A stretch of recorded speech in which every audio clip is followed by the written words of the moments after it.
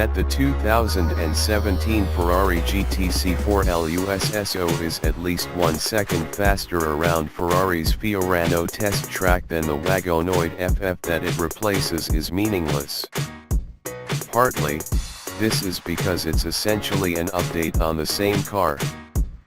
But it's also because, according to Stefano Varisco, the man responsible for the Lusso's vehicle dynamics, improving lap times wasn't a target for the Lusso development team. More to the point, the all-wheel drive Lusso is clearly a GT car, a machine made for triple-digit sweepers and deserted highways more than for Alpine switchbacks. Hot laps? They're in the Lusso's purview but certainly not in its crosshairs.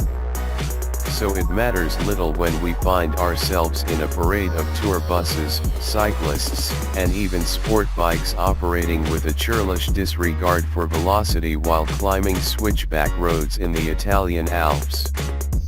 That a Ferrari should be so disrespected on its own turf is astonishing. That this indifference is demonstrated mostly by Germans on holiday is not. Possibly the drive route was chosen by Ferrari in a veiled attempt to highlight the Lusso's greatest virtue, utter civility.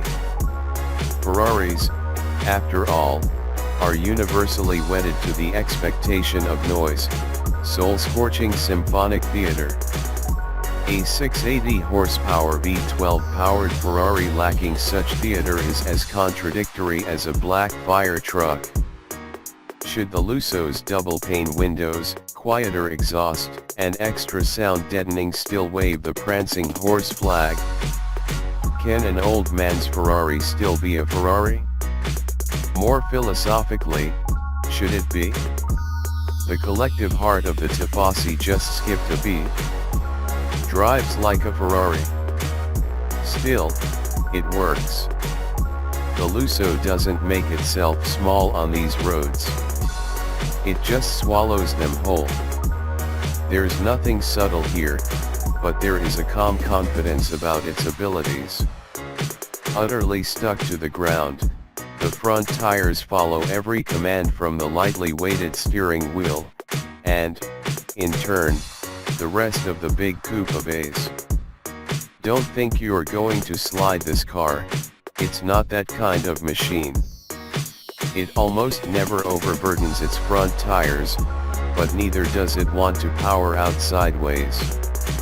If there's oversteer to be had, even at low speed, it demands the kind of inputs that often result in regret. The V12 delivers. Although it doesn't detonate the 2.1-ton Lusso out of slow corners the way that, say, a Nissan GT-RS twin-turbo 6 does, it pays off in an 80-250 RPM swell that makes engines with half the cylinders feel like playthings. Shifting the 7-speed dual-clutch automatic at speed is hampered only by an infrequent need to find the column-fixed shift paddles. It is a wildly flexible thing, this engine. But the Lusso is not perfect. Its transmission vacillates counterintuitively in low-speed maneuvers where precision is most required. The steering effort is so light that guiding it prudently can be challenging. And it's quieter than the FF, especially at idle. Its exhaust is intentionally hushed, which Ferrari says is to better suit owners who will drive these cars daily. Still, 3 hours later, after showing its taillights to every Iveco truck in the Alps, we realize the truth about the Lusso is evident. Ferrari has created the world's best answer to the Porsche Panamera. But forget Germanic stoicism, this 4-seat, all-wheel drive hatchback is dripping with Italian flourish. Yes, it has 2 fewer doors than a Panamera. So what? If you're really concerned about hauling 4 people, buy a Mercedes S-Class. All hips and haunches, the GTC4 Lusso is also approximately 100% easier on the eyes. And, Yes, it's quiet, except at full throttle. Then it's Monza in September. And it's fast.